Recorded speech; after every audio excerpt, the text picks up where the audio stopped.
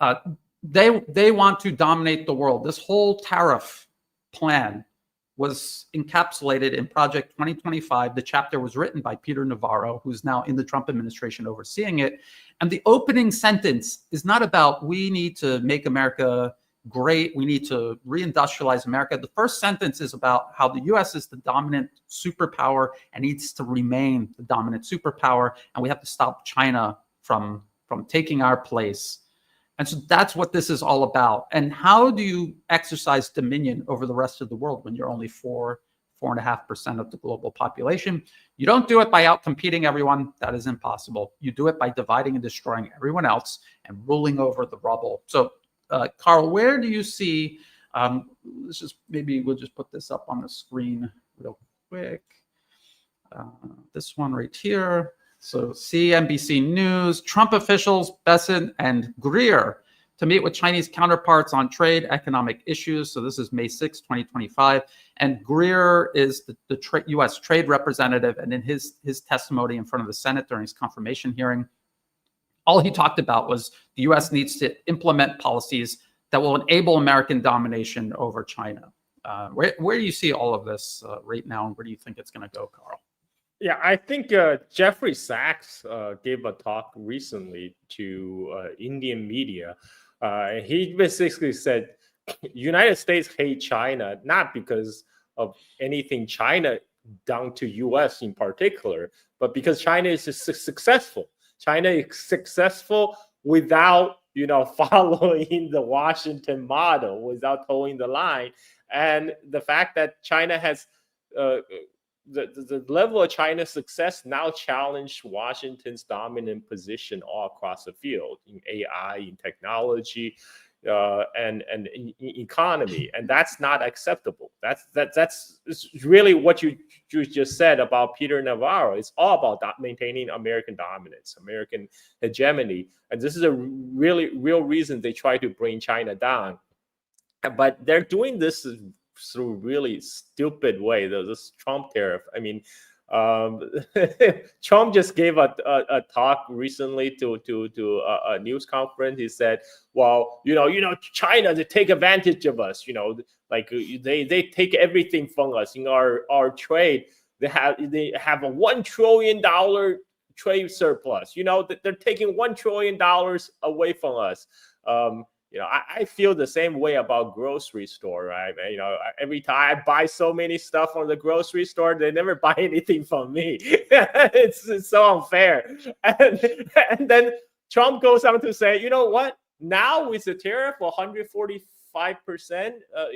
there's no business, of course, because it's a ridiculously high tariff. So there's no business. But you know what? It's not a bad thing, because that means that we're not spending that $1.1 trillion. We're saving that $1 trillion. So in fact, you can say we're making $1 trillion. So I'm like, okay, yeah, I really want that BYD supercar, the Yangwang U9 that costs $250,000 US. But I decided today that I'm not going to have that car. So I'm actually making $250,000 today, guys. I mean, this is the level of economic sophistication we're dealing with here, folks. And so the whole tariff thing is a big joke. And it actually pushed country toward China. I mean, one of the big impetus to push, particularly, the South ASEAN was already aligned with China anyway, but he pushed Korea and Japan into China's arm. Now it's not just China and ASEAN agreeing to a free trade zone. It's China, Japan, South Korea, and ASEAN. And for Japan, they actually the first to say no to United States. They said, no, we will not sign up on any anti-China trade bloc because our relationship with Beijing is too important. This is Japan, a militarily occupied country that had traditionally always bent to the U.S. demand. If Japan can say no to United States, that means no country is going to go along with the Trump plan. And Japan, because for Japan, the issue is existential. Trump slapped the auto tariff, 25% auto tariff on all foreign cars and foreign parts, and that's going to kill all the Japanese, Korean, and German automakers in U.S. You'll benefit Elon Musk because under the provision, if you have 85% of the parts made in U.S., then you are exempt from that tariff. And it just so happened Tesla factories in U.S. just fall under that 85% parts made in U.S. So Elon Musk is the biggest beneficiary of this auto tariff.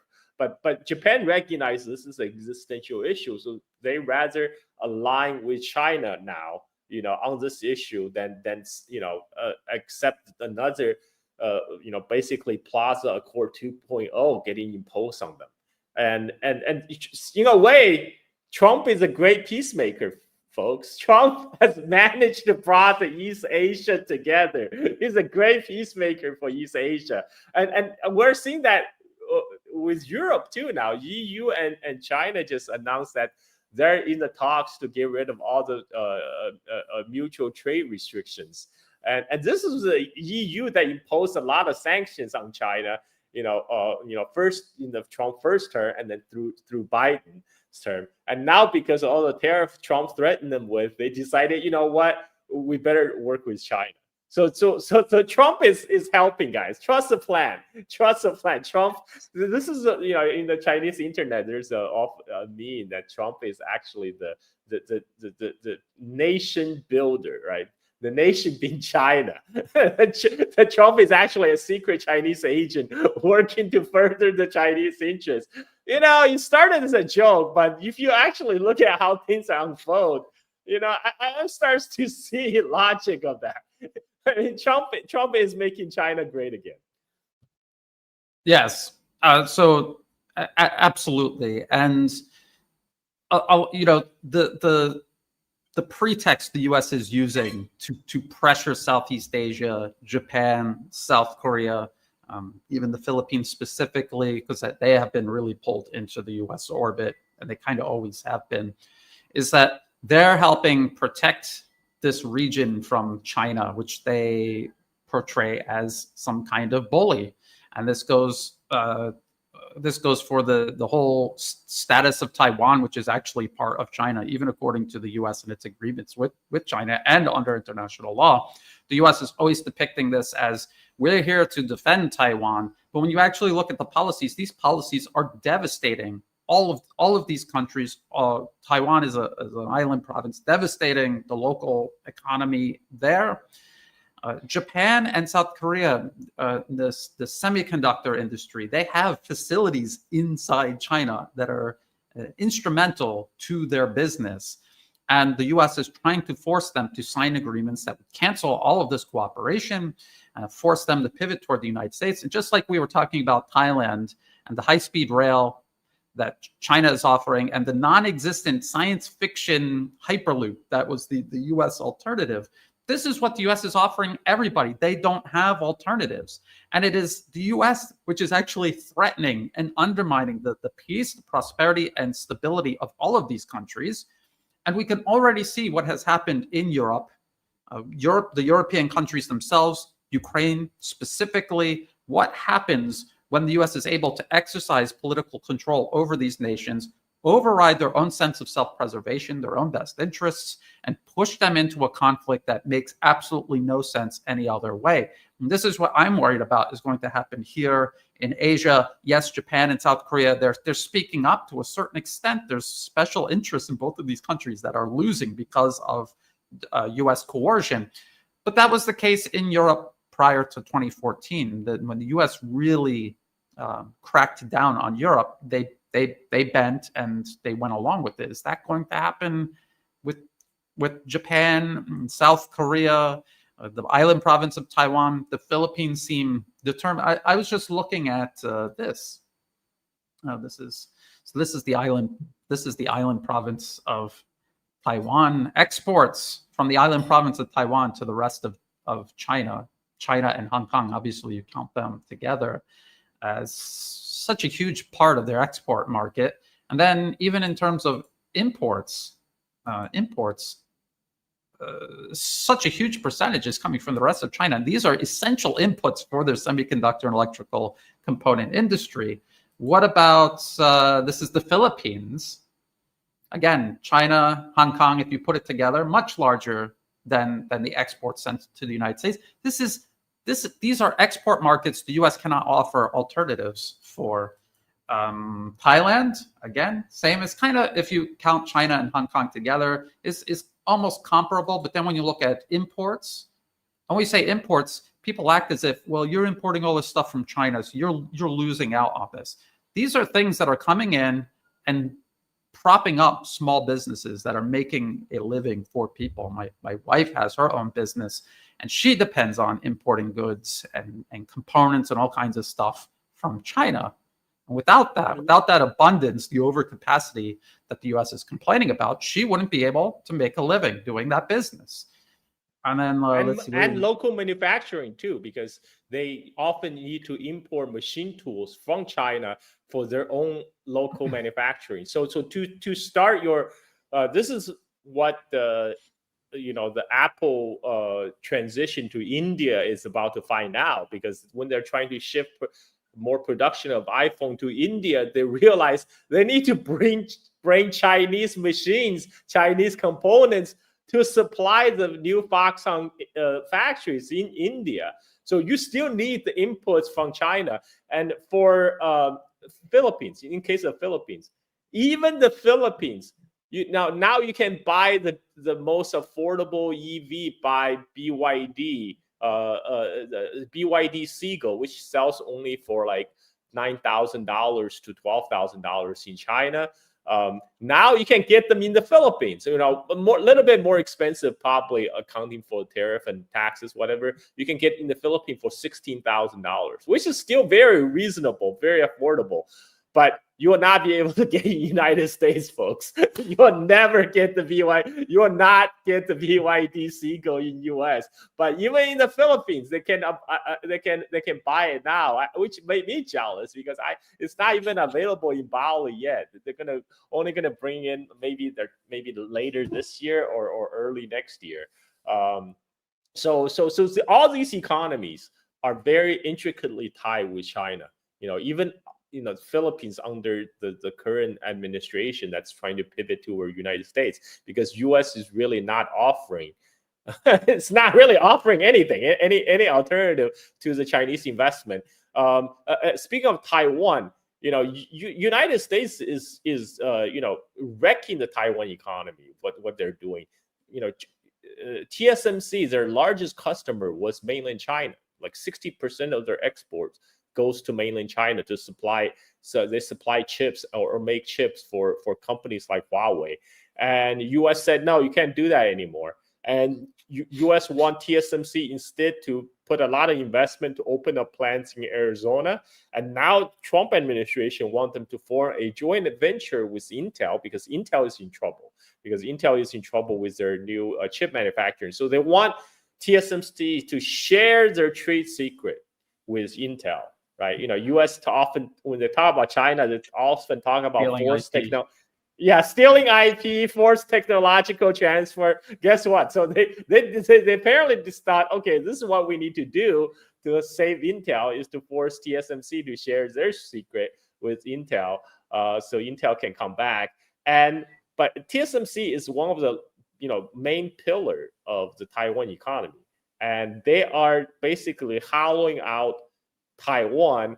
At the same time, Taiwan just got hit with a 10% tariff, and while there's still 90% days extension on the bigger tariff, right now there's a flat 10% tariff on all export out of Taiwan, including their chips, and Taiwan dollar is now forced to gain value versus doubt. So they want the Taiwan dollar to appreciate in value. So right now there's a sharp rise in the Taiwan dollar. So all the Taiwan business are getting hit with a double whammy. First they're getting hit with a 10% tariff, and now they're facing with a rising Taiwan dollar versus US. By the way, this is exactly what happened to Japan in the 1980s. Now, Japan was leading in semiconductor industry in the 1980s, and then U.S. decided they can't have that, so they took to sanction the Japanese semiconductor industry, and they took a hammer to the Japanese economy by forcing the Plaza Accord on Japan, which forced Japan to reevaluate its currency to reevaluate its currency. But in such a way to appreciate their currency so fast against the U.S. dollar, not only made the Japanese manufacturing less competitive, but it also, because the Japanese dollar is worth more now, it encouraged financialization of the Japanese economy. So all the money, rather than going to manufacturing and for export like what they used to do, all the money went to stock market and real estate. That blew up the Japanese asset bubble that eventually blew up in the 1990s, which Japan is still recovering from. And this is what China sees. This is how China sees what U.S. is trying to do right now via tariff, which I think Chinese Foreign Ministry of all places output a video which call it out. That's what U.S. is trying to do, is trying to pose a Plaza Accord 2.0 on the rest of the world, but particularly China, in order to slow down China's progress. And and China will not stand for that. Oh, I think the video is called "Never Kneel Down," and it says China will never kneel down to these unilateral American demand for China to cripple China's progress. And so, yeah, I mean, China is very aware of the dynamic, but places like Taiwan, they don't have much choice because they don't really have sovereignty. They don't really have autonomy, and a lot of the people in the U.S. they talk about Taiwan independence. Independence from what? Right now, Taiwan is subservient to the U.S. capital and to Washington. If anything, they need independence from Washington. They can't say no when U.S. make their demands on the crown jewel of the Taiwan industry, TSMC, and they can't say no when U.S. want them to appreciate the Taiwan dollar. And so their economy is going to face huge problems. This is why recently there's huge protests on the island of Taiwan against its current sitting government, and hundreds of thousands of people attended. You will never see coverage in the Western news media about this, but of course most Americans can't even tell the difference between Taiwan and Thailand anyway. It's not like they care, like the only reason anytime Taiwan even appear on the headline is to pose, we gotta defend Taiwan from China because China is so aggressive. Yeah, yes, I've had a lot of people ask me how things are going in Taiwan. I said I have to check the news. I have no idea because I live in Thailand. What's completely insane is that U.S. policy papers, and I know, Carl, you've seen people talk about this publicly. They have made U.S. officials have made public comments about how in any conflict the U.S. provokes with China over Taiwan, the semiconductor industry will be destroyed. And if China doesn't destroy it themselves, they will destroy it to deny China these facilities. And so what are they doing when they get a Taiwan-based semiconductor facility transplanted to the U.S.? It's because they know they're going to Ukraine, Taiwan. They know they're going to do it. They're going to erase the whole surface of the island province, and they're going to keep the crown. They're stealing the crown jewels before they burn everything to the ground. It's so obvious what they're doing. People on Taiwan are going along with it. At least some people are going along with it, which goes to show you the power of political control and coercion over just a sense of self-preservation. There will be no Taiwan if the U.S. gets its way, just like there is increasingly no Ukraine. Now, Carl, I've heard you talk about this. I think it was our conversation with Danny Haifang. Excellent conversation. And we were talking about the U.S. building factories and how it takes years to build a factory and get it operational. But it's not just about building factories. China doesn't just have a bunch of factories. They have factories, they have supply chains, they have networks. Manufacturers are all working together. There's synergy between all of that. And this is something else that we've always brought up. This is from 2017, and I assure you that it hasn't improved in America's favor since then. They're talking about science, technology, engineering, mathematics graduates per country. I'm going to show you a bigger picture of this. That's China right there, 4.7 million every year. This is the United States. The United States has a larger population than Russia, but they have a comparable number of STEM graduates. So it's not even about, well, they just have more people. There's a higher rate of STEM graduation in China per capita than in the United States. And we always hear about China stealing all of our ideas. There's no possible way for Asian people to be as smart as us. They're coming up with technology that's as good or better. Somehow they stole it from us. Even when it's better, somehow they still make the argument that it was stolen from them, kind of like President Trump accusing Russia of stealing hypersonic missile technology. Like, did they physically steal the working hypersonic missiles? And that's why the US doesn't have any working? Doesn't have it. That's why US doesn't have it. Also, US don't have 5G because China stole it. Huawei stole it. Because the way I came to United States is because my dad was the first generation post-cultural revolution students, Chinese students that came from China to study in the US. He came in 1985 to study for PhD in University of Illinois. So I remember when I came to US in the early 90s, I went to visit my dad in the University of Illinois research lab. And I'm looking around, like, it's all Chinese. It's all Chinese grad students, right? And like, people don't realize how dependent American scientific research is dependent on immigrant labor, but particularly Chinese grad students. And but this is not to say Americans are dumb or anything, because United States has done well before even many decades before. But this is because I work in IT, so I know how this dynamic worked. All the smart people in the US, they went straight to the finance, because that's where the money is. You are not financially rewarded by grinding in a lab. Those are for the underpaid Chinese grad students. This is why it's the immigrants, the Chinese, the Indians, the Iranians, the Russians, who are grinding away in the labs. All the native-born Americans, they just go straight to work in the Wall Street, because that's where the money is made. Because the way the whole incentive in the society is set up, so not to encourage bright people to go into science, go into STEM. But for the immigrants, they just don't have the choice, so they have to. But this is rather than fixing this problem, improving education, improving incentive, to fix the American problem, it's going to take a huge structural change. They're going to have to, they're going to cut this Wall Street pay and shift it to pay engineers and scientists. That's not going to happen. When Trump's right-hand man, like Treasury Secretary Scott Bessent, he worked for George Soros, right? And then you have the Commerce Secretary Lutnick.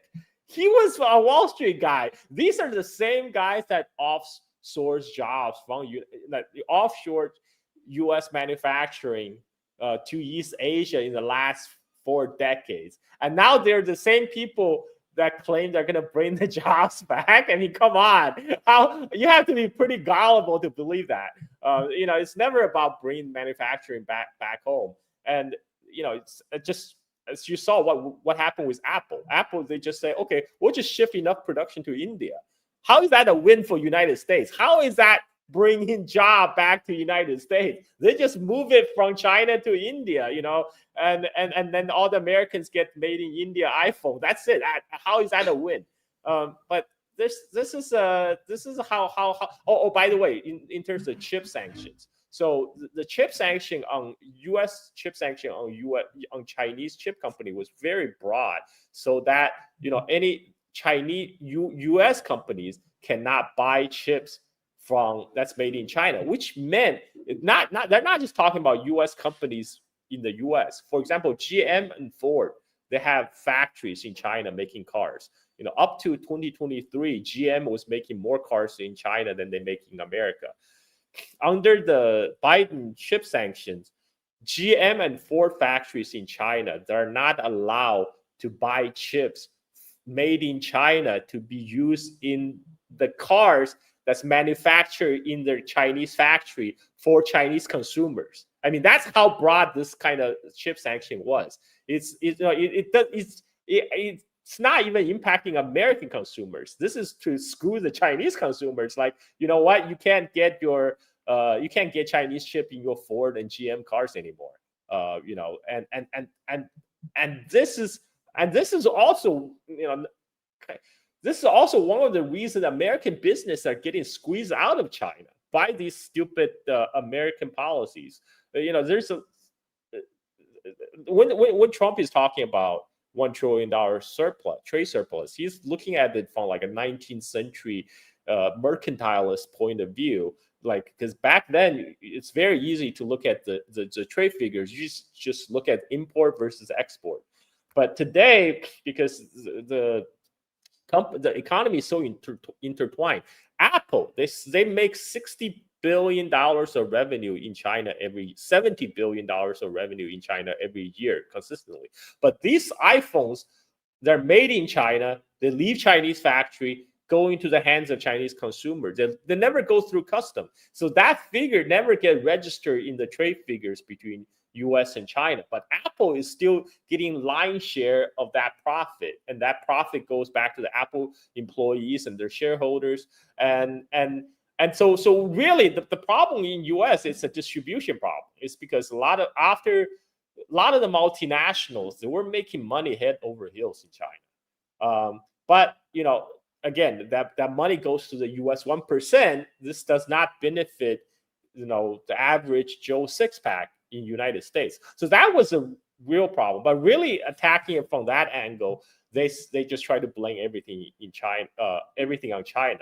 Of course, China never went over to US and pointed a gun to the Wall Street executives and say, now move factories to China. That never happened. But here we are. It is what it is. Yes, and it's interesting that it was this obsession with profit over everything else that drove U.S. manufacturing over to China in the first place. And now it's this obsession with profit and power. First, for whatever reason, Wall Street and Washington cannot accept a proportionate role among the other nations of the world. They insist on imposing themselves on all the nations of the world. And so the same mentality that created this problem in the first place is trying to guide America in a new direction to try to overcome this situation that has emerged where power is now becoming more equally distributed around the globe. And it is centered on China. And I constantly hear the United States talking about how we need to stop the rise of China. When you really think about it at face value, it makes no sense at all. China has a larger population, industrial base. We just looked at the STEM graduates, millions more every single year. Why shouldn't China be more powerful, wealthier, better developed than the United States? All of the factors, all the ingredients are there. So why is it a bad thing for China to rise? It would be like the British complaining about the United States overtaking them. It's little tiny islands. They had their time and now it's over and you need to accept reality. And if you keep bashing your head against the cement wall of reality, you're just going to end up hurting yourself over time. You're not ever going to break your way through that wall. But this is where the United States is right now as a country. And this is what I worry about. They obviously are not going to outcompete China. It's impossible for them. And I acknowledge that Americans are clever. They're hard work. There's plenty of hardworking, smart Americans. The problem that America has with this supremacist mentality is there's just so many more people in China who are also hardworking and just as capable. And when all other factors aside, whoever has the largest amount of human resources and have invested more in those resources, they will always have the advantage. China is demonstrably building a world order where it is not imposing hegemony on other nations. The only global superpower to rise without firing a single shot at anybody. This all took place during the 21st century. China has not gone to war with anyone during the 21st century. Because people always talk about last century and they had that scuffle with Vietnam, which had nothing to do with China's rise. This was unrelated. And that, again, that was last century. The people involved are all gone. So demonstrably, they're already proving that they are different. They have a different vision for the world than the United States and the US's European predecessors, the previous empires that have ruled over the rest of the world.